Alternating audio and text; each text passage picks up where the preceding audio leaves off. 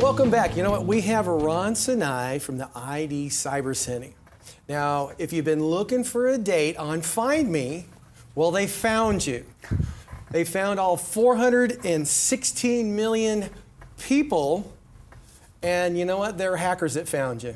And we have Ron Sinai to tell us about that, give us an update on the Office of Personal Management and the issues that are happening there. You know what? This segment, it'll save your money, save your life. Ron, welcome to the show. Thank you. Thanks. Good to be here. You know, I always say it's not only your identity, it's your life. And it could be more appropriate than what's happening now. So it said something funny.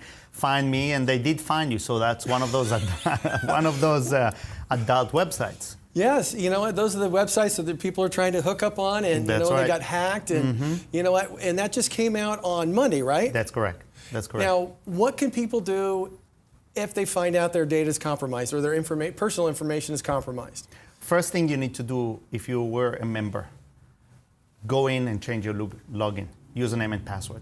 Okay. If you had a credit card there, if you signed for membership, go change your passwords, obviously, and then close your credit card. If there was credit card, permanent or recent credit card that you had on the account, shut it down, call your bank, and replace your credit card. I know it's a pain, but you know what? It's worth it to protect yourself. Other than that, I don't think they have any other personal information that I'm aware of yet, but it's still unveiling, so it could be. But call the credit bureaus, ask them to put a freeze on your identity or fraud alert to start. Yes. Fraud alert is a 90-day thing, so until you can figure out what's going on, call the credit bureaus immediately, put a fraud alert on your identity, and that's where you need to start. And my understanding is if you do that and you have protection, that'll actually cover you for as much as I thought it was like 6 years, because sometimes the theft of that data comes at you somewhere in the future. Exactly. So what happens is, if you had an identity theft, the fraud alert would stay there for 7 years. Okay. However, if you want to do a freeze on your credit, that costs $5 or $10, depends on the bureau, I believe. But that means that you cannot pull credit or get any credit unless you unfreeze it. It's a little bit of a pain, and it's a process. But that if you do it online, it's for 5 years. If you do it by mail, it's for life. So you can choose to do either one of those, and to avoid any possible, unnecessary events. And you think these cyber criminals, they're getting smarter. So if you found out there's a hit like on Find Me, and hey, we're not going to do anything. Everybody goes, okay, nothing's happened, nothing's fine. Here we are, 6-8 months later, 2 years down the road, it's bam, bam, bam. So it's important to do those things. Great feedback, because if you remember a while back, a year or more ago, the Office of Personnel Management had a huge breach where, I don't remember the number, but tens and tens of millions of federal employees' most confidential information, which includes name, social securities, family members, ranking, middle names, everything a thief should want was compromised, and was stolen. Now, over a year later, guess what's coming up? Exactly what you're saying. There's something out there that's called Locky, which is a malware that installed itself into your computer. What did these hackers do? They send you an email with a signature from the Office of Personnel Management with an account executive name. So it looks totally legit. Now, if you've been a victim of the OPM, you'd say, okay, I see an email and it says update your information so we can further protect your identity, and you click the link. As soon as you click the link, the malware is installed on your computer. Now you're denied access to all your files on your computer, and now you're a victim of ransom, which means there are already more than few hundreds of people that are being attacked by that, and they cannot access their files unless they pay ransom with Bitcoins. Okay, so I have a question. What if you don't pay the file, don't pay the ransom, you can't access your files? Now, if this is just your personal computer and you've really got nothing on there, you trash the computer and move on. Yeah. If it's your business stuff or your corporate, it could be very, very expensive to trash that and move on. Absolutely, and that's the problem. That's exactly the problem. You have to understand, those hackers, they're always one step ahead of the game. I'm saying a heck of the game because they are a heck of the game, and they are ahead of the game. Everything we do, they already thought of that and they're a step further. So you really got to be careful and, protect yourself. Well, let's talk about this. If you're a small business, what can you do? Because it's really expensive to get this. I pay a lot of money being a financial professional to protect our data. And what can you do to protect your data, have something there in case it happens to you, because it's not if, it's when. Correct. Well, if people go on through your website, Steve, and we are coming up with a very revolutionary product that is going to be up and running in the next few weeks. It's actually small business protection, which no one offers yet. And it's the most affordable thing you can ever imagine. So what that will do, that will protect your business, your IP address, your domain name, and all the information of your employees. If any of your employees' information is hacked, or your reputation is in stake, somebody talks not nice about your business and about you, in your employees, maybe employee left you, or maybe employee's computer, like in the OPM, got hacked, and now all his information is vulnerable. Now he has your information of access to your company on his computer. We will be able to detect that and alert you, and our certified identity theft recovery employees would help you recover it back and stop all that from happening. Ron, thank you for being on the show. This pleasure. is great information. Just found out something new that's happening with us. Correct. You know what? ID theft is very, very important. For more information, you want to go to the Silver Hair Tsunami website. Ron just talked about links there for small businesses. $40 is inexpensive compared to what I pay right now, so I'm going to be looking into that, and you might want to too. Stick with us. We'll be right back. Our next segment is all about cooking for life. We have Scott and Melissa Currey here to help us understand the benefits of cooking with a vegetarian life. Scott, Melissa, welcome to the show. Thank you. Now, tell us what we're doing today. Well, so specifically right here, right now, I'm going to show you how to make a lasagna prepped in 5 minutes. It's going to be gluten-free, vegetarian, full of things that give you energy. I mean, think about it when you eat lasagna normally. How do you feel? I want to go to sleep. Right, yeah, right. So it's not a food you would choose. So what we do at Cooking for Life is we show people how to take old recipes and turn them into the healthy versions in a quick, simple, and easy way. Well, let's get started. Awesome, let's start cooking. So I'm going to start out here, and the first thing I'm going to do is I'm going to put some pasta sauce in there. It's organic. Do you eat much organic food? Oh, yes. Yeah. So organic, they put pesticides on it to kill little bugs and beings, and we're big versions of that. So we recommend, there's a clean 13 and the dirty dozen. Kind of stay into your clean foods. Then we're going to take, and I'm going to throw in some eggplant. Now, eggplant is really great, according to the American Alzheimer's Association, for memory retention. So we're just going to put some of that in here on the bottom. We all need memory retention. What are we talking about? I got to get my keys. I got to get my car. You see my phone? All right, so we're going to throw that. You didn't know it's funny, right? We're going to throw that in here like so. And then I'm going to take and I'm going to add some gluten-free. And when I say throw in there, I mean, I'm not the traditional cook that takes and places things. I mean, cooking, you can just toss things in there really easily.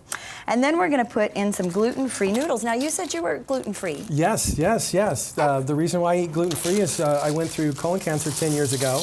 And I find out when I have breads and non-gluten-free items, my feet tend to swell. So if it's gluten-free, I don't have those issues, and I think that's wonderful. That's one of the ways that we can actually tell when we're allergic to something is our body swells up. So if we eat something and we get that bloated belly or bloated feet, that's an indicator that our body isn't enjoying something that we're eating, right? So that's a great litmus test. Okay? Great to be a cancer survivor. Good for you. Well, thank you. And you've shifted. You eat mostly vegetarian now? Yes, mostly vegetarian, except for I've got to have my burger. Well, we all have that one thing. Oh, yeah. So we're going to put onions in here, John. Onions are a great anti-inflammatory food. Our body can heal if we put the right things in. So onions are really, really good for us, along with garlic. They're in that same family. Then we're going to teach people to leave the skin on the food because a lot of the nutrition lives right in the skin. Oh. Now, I'm going to put some carrots in here, and you know what carrots are good for, right? Eyeballs. Do you know how I know that? How? I've never seen a bunny wear glasses. Oh. Da-ding. Yeah, you can do that. So carrots, a great source of vitamin A. They're really good for us. They're a great antioxidant. We're also going to put some sweet potato in here. They kind of live in that same family. I love sweet potato. Nice. How do you think you're going to feel after you eat this lasagna? Oh, I know I'm going to feel good, but you know what? I might eat too much, so I have to go to sleep again. Well, you know, we're supposed to get 9 to 13 servings of fruits and vegetables every day. And so far, we've put tomatoes, which have lycopene. We've got carrots, onions, sweet potatoes. Did I miss eggplant? So 5. We're going to put a little zucchini in there. And it's really easy to be healthy, Steve. All you need to do is put a lot of color into your diet. So we're going to put in some yellow squash and some zucchini. How many, were you counting? How many does that add up to now? I don't know. I was just paying attention to the food. I know, isn't it awesome? So, you know, a lot of colors goes in here, and that's why when you eat this, I'm going to leave out the cheeses, and people, if you're Italian, they go, but that's not a lasagna, where's the cheese, right? So I am going to put just a little bit of pepper jack cheese over the top. Okay, and now pepper jack, if we put cheese in and they pre-grate it for us, it always costs us more. So we want to take, and I call it earth to hand to mouth. Try to keep our food as natural as possible, as close to the earth. The fewer people that touch it, the better. And then we also want to, you know, eat all natural. Less processed things are going to be better for fighting off those diet-related diseases like the cancers, the high cholesterol, the diabetes, all those diseases that are plaguing us in our society today. There we go. And we'll finish it with some red peppers. This looks great. They look good? Are you hungry? Yeah. I'm easy. You just got to show me food and I'm hungry. Doesn't that look amazing? So basically, when you eat this, or you come to any of our cooking classes at our wellness program, that's what we'll teach you, is how to take an old recipe and make it into a healthy version for yourself. This is wonderful. Thank you. Now, when somebody looks at making this change over to eating healthy, how hard is it? How simple is it? What you know, when they go through one of your classes, is it just simple, basic recipes that they can get, and then they're just making sure they? I mean, this was really simple just to watch you do this. Yeah, that's a good question. So how can you, what are the steps? I mean, what is the easiest path? I say it's baby steps to health. So wherever you are now, if you just take and look at your plate and you put mostly vegetables, because we need fiber and antioxidants are the 2 things that are going to help lower our cholesterol, help us have more energy, get to that optimal weight. So you put mostly vegetables and a lot of color, and then you're going to just be eating healthier. That's great. Now, Scott, you know what part of Eating for Life or Cooking for Life are you part of? Well, it's our business together. She's the coach for a lot of things, and what I do is I handle the marketing. We go out to walks and runs, and I'm her actual agent for speaking. Okay. She's such a good speaker. We were at the Successful Aging Expo, and they came back and said, wow, that was good, we want you back next year. So I handle a lot of the background details so I can get her out in front and get the good news of healthy cooking to the world. Now, how can people get involved with Cooking for Life? Well, so there's 2 ways. We do have our website, and we do have cooking classes at our facility. And the classes we do, like I do a plant-based class. And every time we do a class there, we will take and add plant-based to it, simply because people go, well, that couldn't be that good. It's all bland. So we want to show you that eating healthy can be simple and flavorful. We have several health coaches. We have Health Coach Cam, who graduated from the Integrative Medicine Nutrition. We have Andrea Kiesel, who's been a health coach and healer for many years, and she teaches a class. So many different versions that will just take those. Most cooking classes just show you how to do fats and oils and butters. We're going to show you how to do those unique ingredients that actually help give you energy, clean out your arteries, all those great things. And what are the costs for go to the classes? Somewhere to take a class at our office, it's just $60. And then we also have in-home classes where we come into people's homes and we show them how to fry chicken without oil. We cook vegetables with no water, because water and high heat have been shown to cut back the amount of nutrition in food to less than half. So we show people how to cook with low heat and no water and maximize their nutrition. So really what you're doing is you're showing people how to get the most out of their meal, their vegetables, and how to do it a little bit differently so they can live a healthier, higher quality of life. That's the key, right? Because we all know we're going to get older. It's just a matter of what kind of older person do we want to be, the one that has to do this, or the one that can pick up their grandbabies and play with their kids and enjoy the travels and go wherever they want in life. That's why I eat healthy, because I want to play with my grandkids. Yeah. And I've got a long way to go before I get some grandkids. Scott, Melissa, thank you so much for being on the show and sharing this with us. Hey, if you'd like to get more information about Cooking for Life, go to our website at the Silver Hair Tsunami. Stick with us, we'll be right back. So you're looking to make a transition. You know what, with over 100 million people over the age of 50 in the United States, we see a lot of people as they start getting older need to make a transition out of their current real estate. That means their primary residence. And as they get closer to the age of 80, like my folks, they start looking at different options. And some of those options are continued care retirement communities, rental assisted living communities, memory care facilities, and you know what? It's a tough decision to make. That's why we have Linda Malikian. She is a senior life transition advisor, and she's here to give us some information to educate us all about it. Linda, welcome to the show. Thank you, Steve. I'm glad to be here. And so a little bit of what I do is I help guide seniors and their families through that whole transition of aging. It's very complex. I'm a certified senior advisor, so I'm trained in over 20 different areas of aging. That's how complex it is when you are going through that fourth quarter of the game. So a lot of people think, well, you know, I'll just be healthy and then one day I'll be dead. And that's their ideal world. And we all wish. Isn't that, you know, that's what we all want to have. But pretty much that doesn't happen to us. And with the way things have changed with healthcare, we don't die young. We live longer. And so there's a lot of issues that come with that. It's complex. And the most important thing to know is you don't know what you don't know. And especially all of the options that are out there. Do I stay in my home? Do I move to a community? If I move to a community, what does that look like? The one that I see on television or the one that I see down the street? The one that my friend is in? When do I make that decision to leave my home? Or is it okay to stay in my home? And if I do, how can I do that and be successful at it? That's a whole lot of information. It is. Just in itself right there. Mm-hmm. So when somebody's looking at a facility or a community, what is the first step they want to take a look? What are the first things they want to consider? Number one, get help. Yeah. First of all, do I want to go into a large community or a small one? Do I want to go into a CCRC, like you mentioned earlier? Continuing care retirement, keyword, community. And you go into that younger and you're more active, but there's a cost to that. There's a pretty substantial payment that you make, and then you have your monthly rent. But it's more for those active people, those who have fair amount of funds, mm-hmm. and they want to have the knowledge that I can age in the same community. Or do I want to go to a rental one and not put down a large amount of money, or maybe I don't have a large amount of money, and that's a lot of us out there. Do I want to live in a place where independent is separate from the assisted side of it? Do I want to have them integrated? Because if I can stay in my apartment as my needs increase, it's my home. I don't have to move. Other people want to keep that separate. If in a CCRC, if it's time for me to need more care, do they have room? That's a question to ask.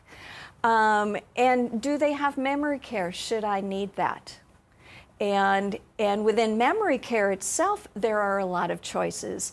Is it only an open community where it doesn't take people who are wander risk or at the very end stages?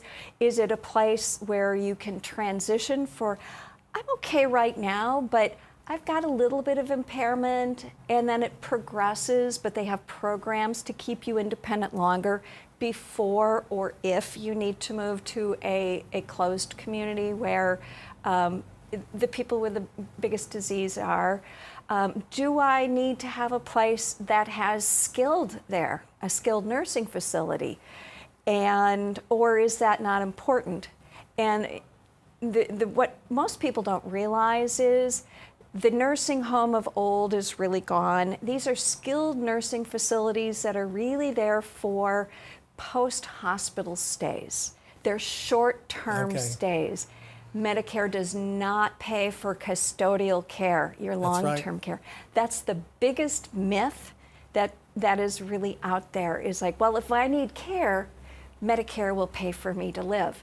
And it doesn't. No, it typically pays for the retraining in about 90 to 110 days. Besides the coverage after that, it's long-term care and it's coming out of your pocket. That's right. It comes out of your pocket, and it's very expensive.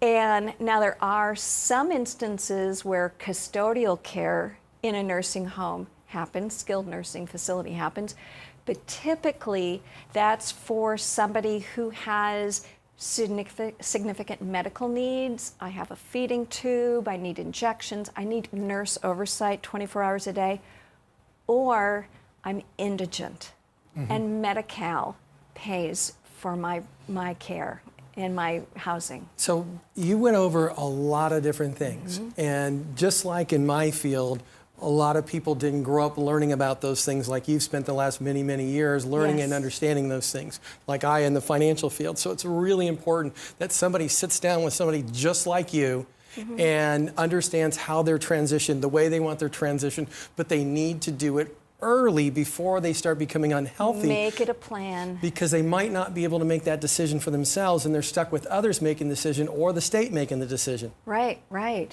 And maybe they want to and can stay in their home, because half my clients are staying in their home and aging there, and half of them are moving to a community. So how do you stay in your home and make it safe and make it healthy for you? And there's a lot of things that you can do so you're not completely dependent upon your offspring. The grown children right now are really, really taking it on the chin. They're called the sandwich generation. And so I am my middle years, I'm working, I have a home, family, kids that I have to run around. And now I've got mom and dad too. And my plate is full. Linda, thank you so much. You've set a big light, and we're probably going to have you back to keep going on this subject, but that's all the time we have for today. Thank you so much for being part of us today. Thank you, Steve. I really appreciate it. Thank you. Now, if you're in a situation like, my folks, just like Linda said, they don't want to have us take care of them, and we're 5 kids because they want us to have a retirement as well. If you'd like to get more information about Linda Malikian and the Senior Life Transition Advisor.com, go to the Silver Hair Tsunami website. Stick with us. We'll be right back. Hey, you want to save a whole bunch of money? You can now. We have Jonathan Gerotes, Vice President at Synergy One Lending. He's going to talk to us about interest rates. What a lot of people don't realize is interest rates are ticking up. And if you're getting a mortgage, credit card, car loan, wow, it could have a major impact on your income, the expenses, the whole deal. Jonathan, welcome to the show. Oh, thank you very much, Steve. Glad to be here as always. I think this is a perfect time for this topic because a lot of people don't realize how much money is going to fall through the cracks if Janet Yellen increases interest rates. Yep. Well, so that's one aspect, right? The Fed's increasing interest rates, definitely going to affect credit card payments, the auto loans, as you stated, that short-term money. And the other thing is kind of post-election is what's happened to long-term interest rates and the immediate sort of reaction to the market and what's kind of happened with bond markets. So in long-term rates, mortgage rates are tied to Treasury markets and mortgage-backed securities. And looking at the mortgage-backed security chart, just 3 business days, I should say, post-election, the mass sell-off in that bond market, the 10-year Treasury, basically a 50 basis point swing from election evening kind of futures market to 3 business days later. And mortgage-backed securities, if you look at the chart, they're called candlesticks. The green is good for long-term rates, and the red is bad. And when you see that drop off, that means mortgage rates are going up. So, Steve, I mean, it's one of those things where people have kind of gotten very complacent when it comes to interest rates and what they're doing. So let me ask you this. What does 50 basis points mean to the everyday person walking the street? Yeah, well, a 0.5% can be, depending on the loan size, right? Average house in San Diego, what, 600? You're talking a couple $100 a month.